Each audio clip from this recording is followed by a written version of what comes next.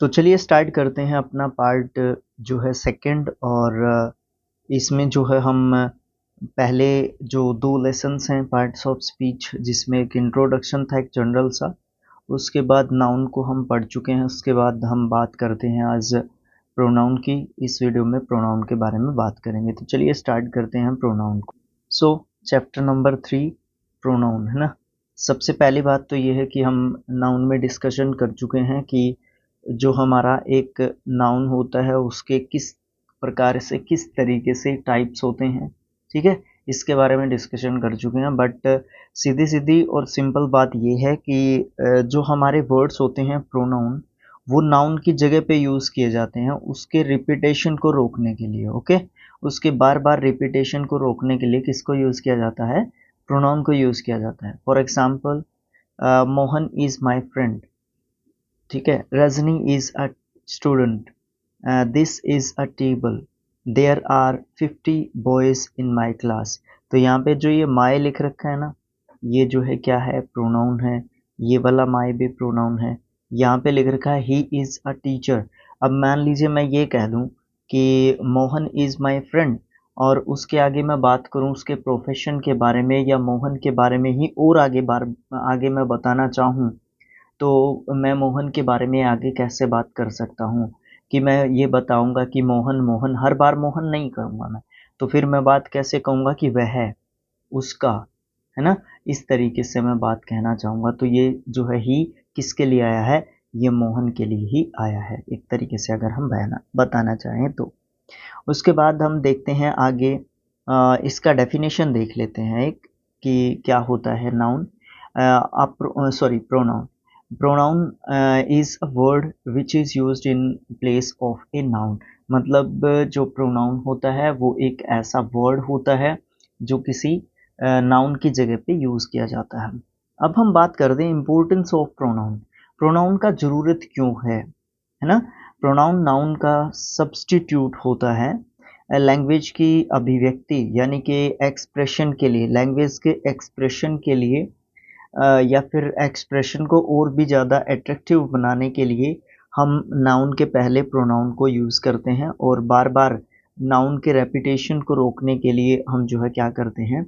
अपने प्रोनाउन को यूज़ करते हैं। और जो ये पूरा एक्सप्रेशन होता है, ये जो संपूर्ण अभिव्यक्ति यानी कि होल एक्सप्रेशन होता है, बार बार जब हम रिपीटेशन करते रहते हैं किसका? नाउन का, तो वो एक गंदा एक्सप्रेशन होता है सारा, ठीक है। तो उसको हम हटाने के लिए क्या करते हैं? प्रोनाउंस का यूज़ करते हैं। उसके बाद हम बात करते हैं काइंड्स ऑफ प्रोनाउन। तो यहाँ पे there are 10 types of pronoun. सबसे पहले पर्सनल प्रोनाउन की बात करते हैं। सबसे इम्पोर्टेंट प्रोनाउंस होते हैं, रिफ्लेक्सिव प्रोनाउन होते हैं, एम्फेथेटिक प्रोनाउन होते हैं, पोजेसिव प्रोनाउन होते हैं, डेमोन्स्ट्रेटिव प्रोनाउंस होते हैं, interrogative, relative, indefinite, distributive and reciprocal pronouns होते हैं। अब हम बारी बारी इनके बारे में देखते हैं कि जो ये अलग अलग जो प्रोनाउंस होते हैं उनको हम क्या क्या कहते हैं।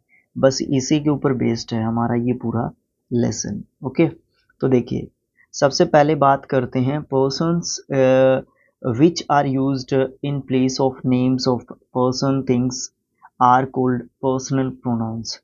मतलब पर्सनल प्रोनाउन किसको कहते हैं? देखो, ऐसे वर्ड्स जो यूज़ किए जाते हैं किसी भी पर्सन के लिए या फिर किसी भी चीज़ के लिए, उनको हम पर्सनल प्रोनाउंस कहते हैं।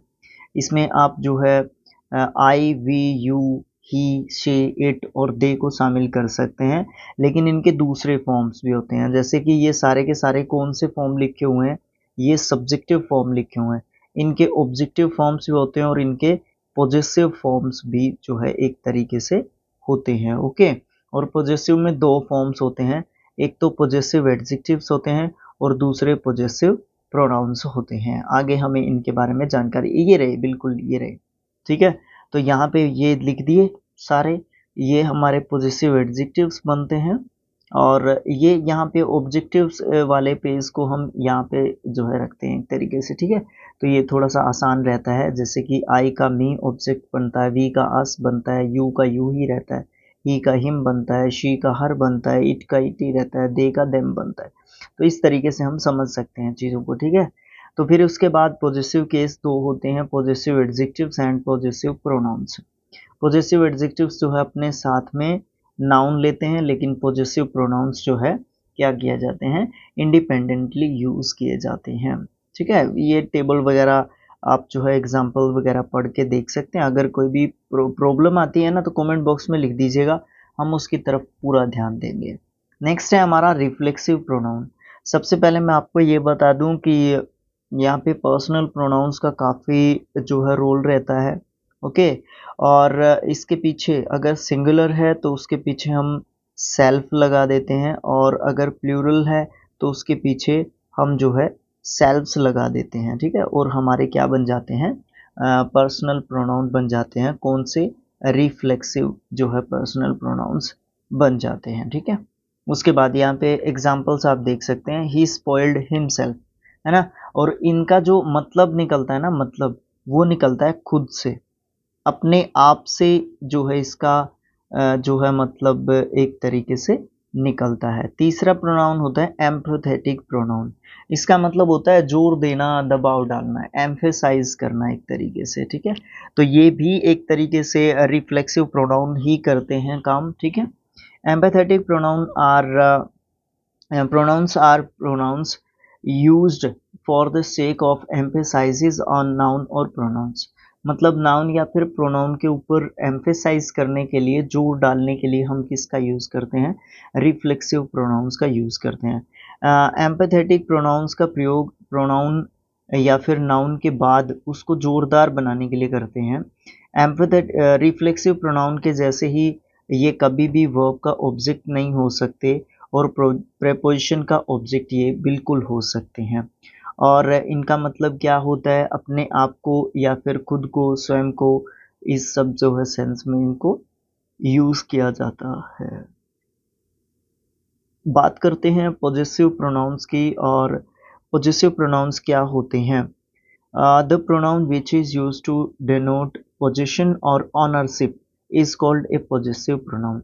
मतलब ये बताते हैं कि किसी भी चीज का रिलेशन, क्या रिलेशन, कि किस चीज का रिलेशन किस चीज के साथ, किस व्यक्ति के साथ जो है क्या है, इस चीज को बताने के लिए किसका यूज किया जाता है, अपने जो है हमारे पॉजेसिव प्रोनाउंस का यूज किया जाता है। जिस प्रोनाउन का प्रयोग अधिकार या फिर पोजेशन, स्वामित्व यानी कि ऑनरशिप को बताने के लिए किया जाता है, उसको हम क्या कहेंगे, पॉजेसिव प्रोनाउंस कहेंगे। इसमें आप जो है पर्सनल प्रोनाउंस के कुछ हिस्से को लेके आ सकते हैं जो पोजेशन के बारे में बात करते हैं। ओके, जैसे कि माइन है, आवर्स है, योर्स है, हर्स है, हिज है, देयर्स है, ये सब जो है क्या बताते हैं, एक तरीके से पोजेशंस बताते हैं।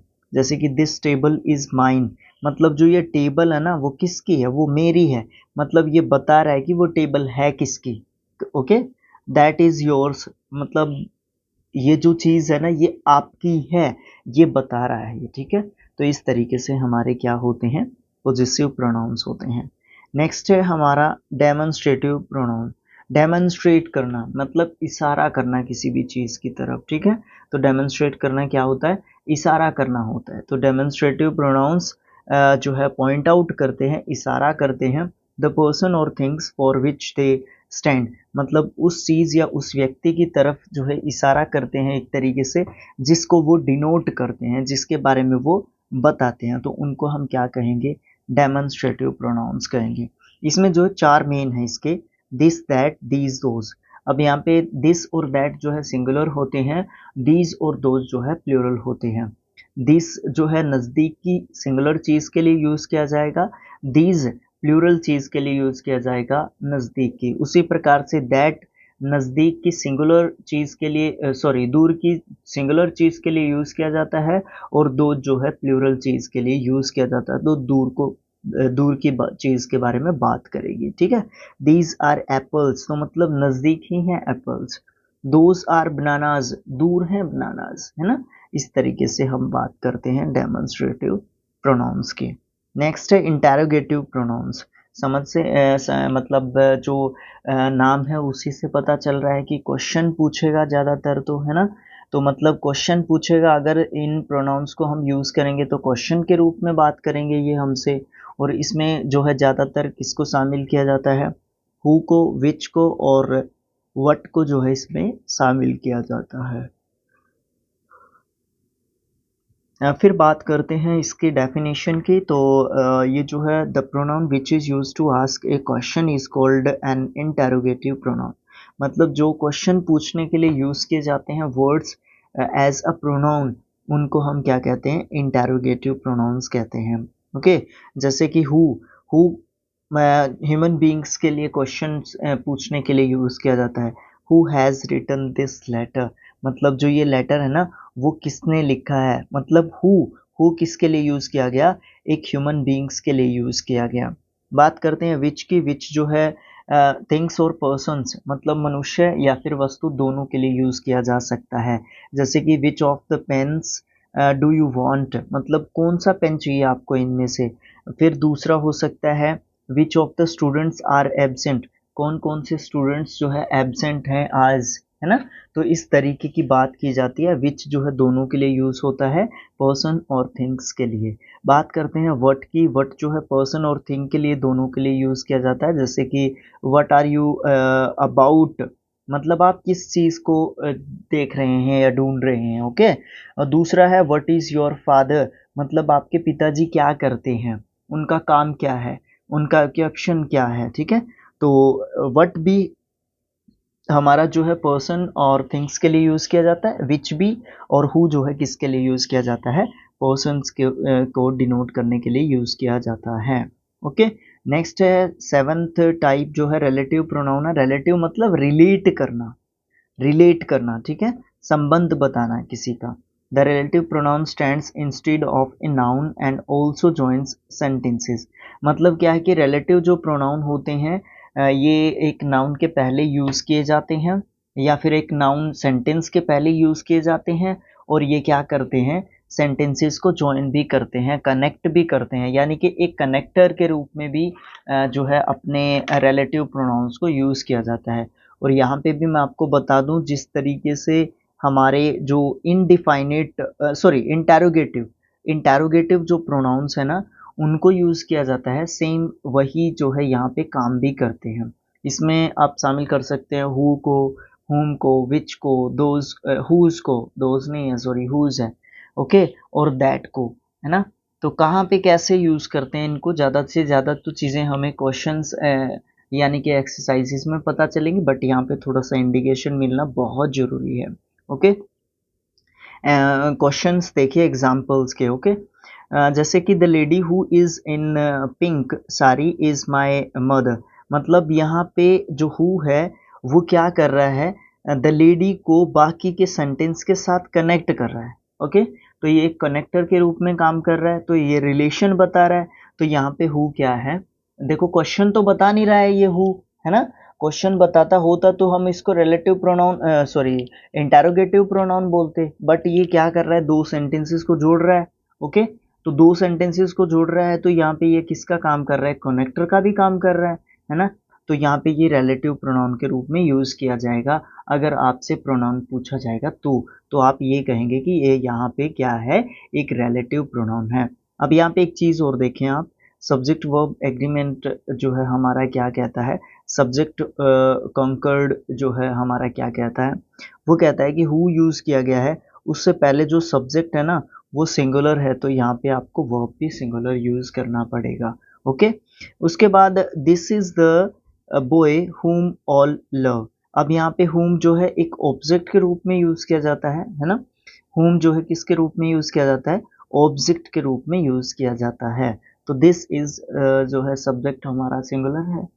ओके, तो इसलिए हमारा जो हुम है उससे पहले सिंगुलर सब्जेक्ट है, तो इसके लिए आपको इज लेके आना पड़ेगा।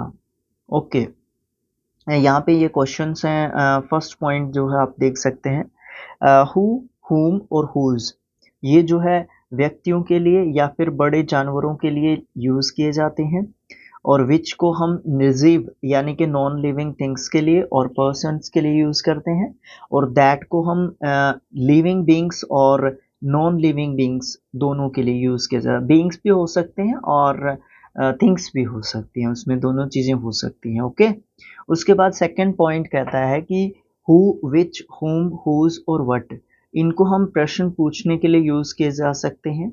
और इस सिचुएशन में जब ये प्रोनाउन के रूप में यूज़ किए जाएंगे, तो क्वेश्चंस पूछेंगे, तो इनको हम इंटेरोगेटिव प्रोनाउंस कहेंगे, क्योंकि हम पीछे इनके बारे में पढ़ चुके हैं। ओके, नेक्स्ट पेज पे मूव करते हैं, जो कि 8th हमारा प्रोनाउन होगा, जिसका नाम क्या है? इनडिफाइनेट प्रोनाउन। इनडिफाइनेट का मतलब जिसको हम डिफाइन नहीं कर सकते, जिसके बारे में और ज़्यादा बताया नहीं जा सकता, बिल्कुल अनक्लियर जब चीज़ होती है उसकी बात करते हैं इनडिफाइनेट। ओके, यहाँ पे indefinite pronouns are pronouns refers to या refer to persons or things in a vague मतलब unclear, अस्पष्ट और general way, they do not refer them in particular। कहने का मतलब ये है कि indefinite pronouns जो है ऐसी things और person से related होते हैं जिसको unclear कहा जा सकता है, या फिर जनरल वे में जिस तरीके से बात की जाती है। अभी मैं आपको बताऊंगा कि जनरल वे क्या होता है।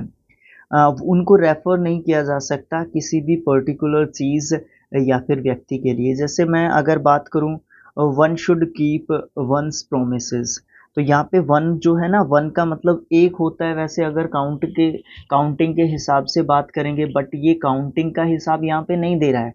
ये किसके बारे में बात कर रहा है? One should keep one's promise, मतलब प्रत्येक व्यक्ति को या जो भी प्रॉमिस करता है उसको अपना प्रॉमिस जो है एकदम निभाना चाहिए एक तरीके से। तो यहाँ पे वन का मतलब क्या है?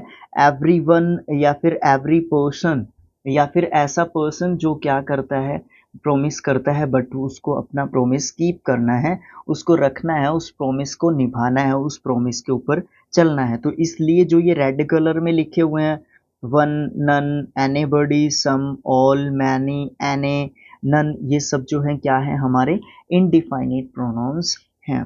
इसमें आप जो है और भी प्रोनाउंस को शामिल कर सकते हैं, सम, ऑल, मैनी, वन, एनी, इनके साथ हम नाउन का यूज़ करते हैं। तो हम ये प्रोनाउंस का फंक्शन नहीं करके एक एडजेक्टिव का फंक्शन करते हैं, जैसे कि नीचे सेंटेंसेस जो है दिए हुए हैं, और वहाँ पे ये क्या काम करने लग जाएंगे?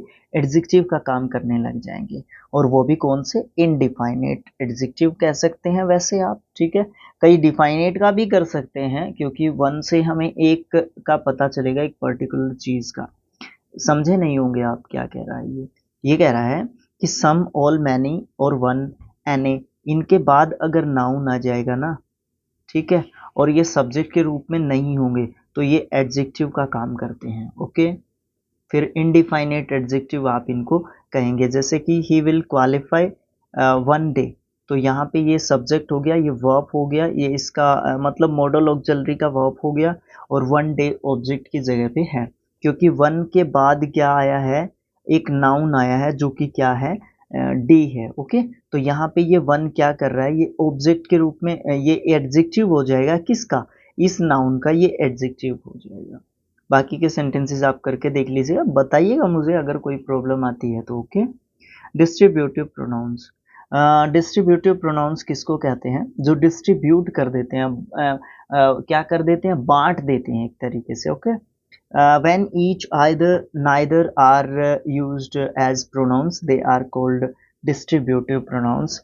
अब ईच क्या होता है? प्रत्येक, मतलब प्रत्येक व्यक्ति की बात करता है।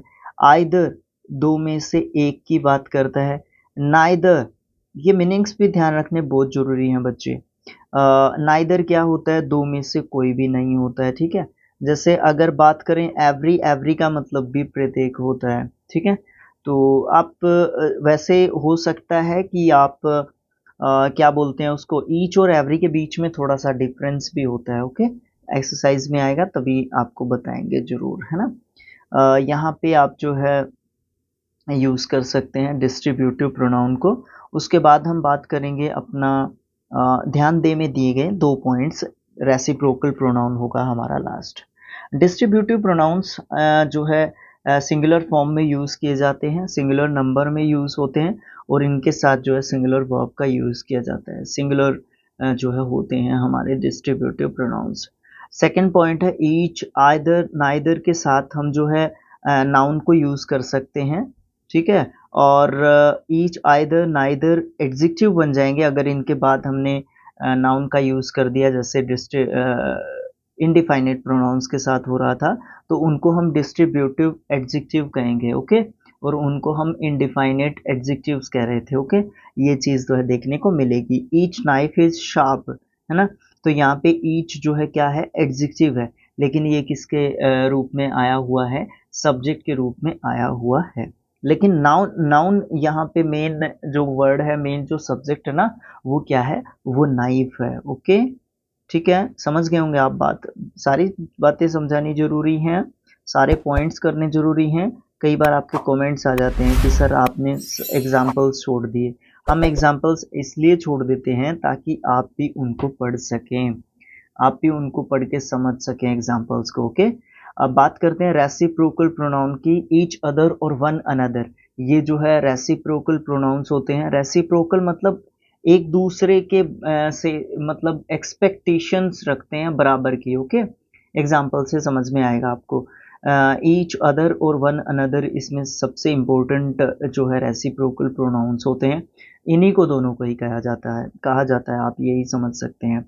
Radha and Krishna love each other, मतलब राधा कृष्ण को प्रेम करती थी और कृष्ण राधा को प्रेम करते थे, तो इसीलिए रेसिप्रोकल हो गया, मतलब वहां से भी और वहां से भी आपको सेम चीज रिटर्न में मिल रही है। बात करते हैं सेंटेंसेस को, मतलब पढ़े तो हमने क्या बातें जो है देखी।